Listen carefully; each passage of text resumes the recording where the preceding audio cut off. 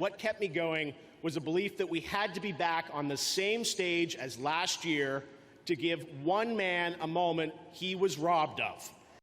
I am talking about Hideo Kojima, the creator of Metal Gear Solid and tonight's industry icon.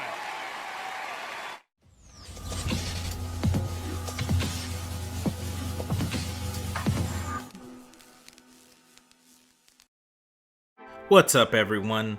This is Axiom, aka Ryofu, and you are watching The Gaming Harbinger. Ladies and gentlemen, today I would like to take the time to discuss with you the controversy surrounding Death Stranding. There is quite a bit to discuss, such as the polarizing reviews, Kojima's comments, and even things I find peculiar about fans' reaction to this situation. So there's a lot to discuss, so let's just jump right into it.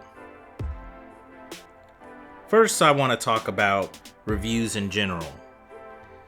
In case you guys haven't noticed, whenever I review a game or an anime, I don't give a score.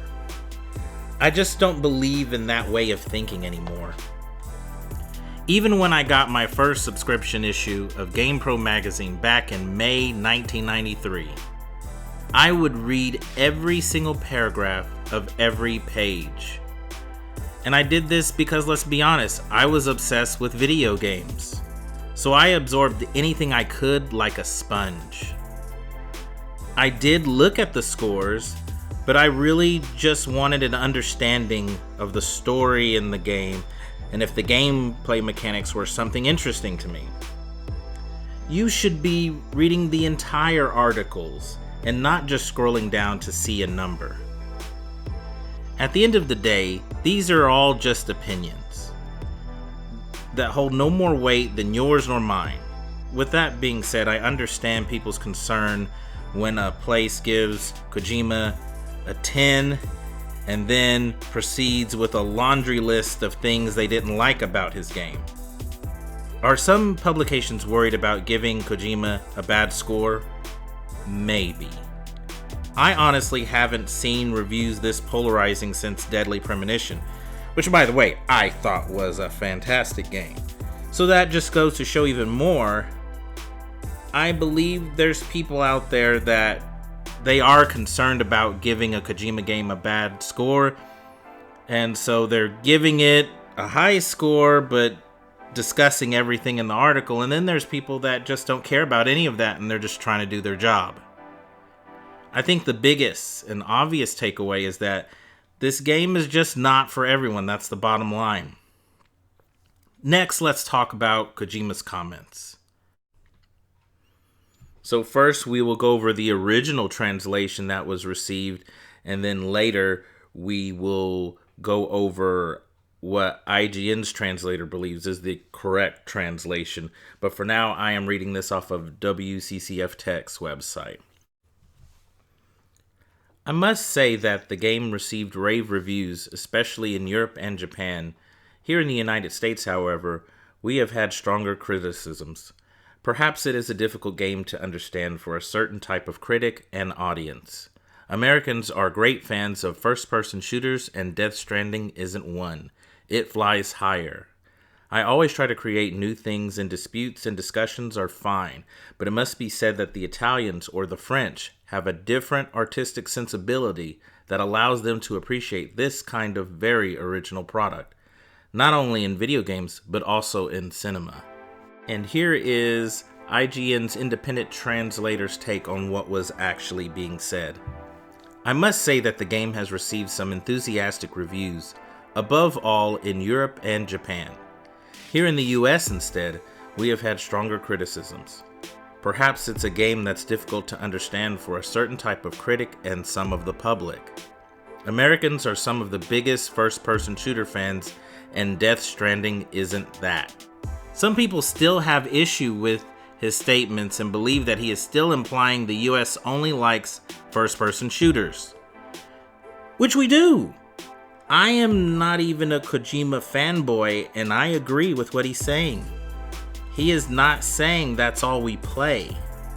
But there is a huge demographic that probably aren't watching my content, But let's say they buy 10 games every generation. One of them is going to be a Call of Duty game.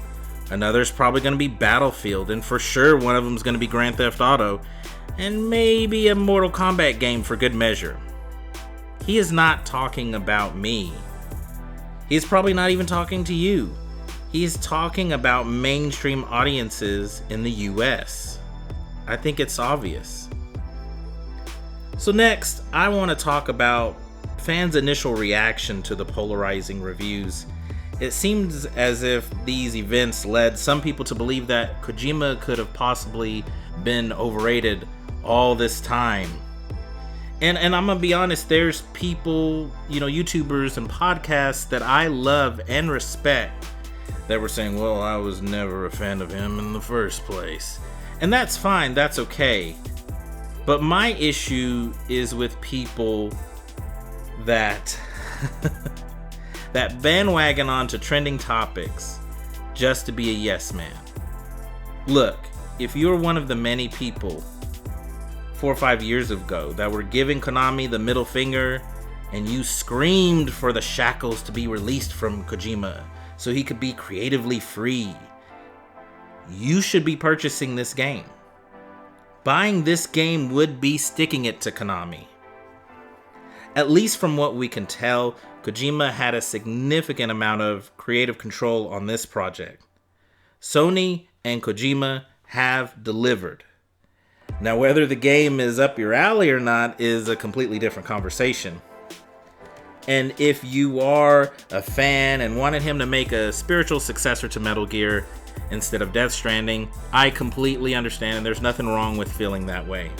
But you gotta own this moment whether you got the game you wanted or not, because this is what you screamed for. His creativity, and now you have it. By the way, I always found this game intriguing. I really have, and I picked it up last week. I never understood why people kept saying, I don't get it. No one knows what this game is about. Really? Does everything have to be spelled out for you? I mean, this concept, like how the trailers were delivered and everything, this is done in movies all the time. And on another note, don't act like you don't like delivery services. I don't want to hear it. Now you can play a game and understand why some people wish you would calm down on your Amazon purchases. Come on. Okay, I'm kidding.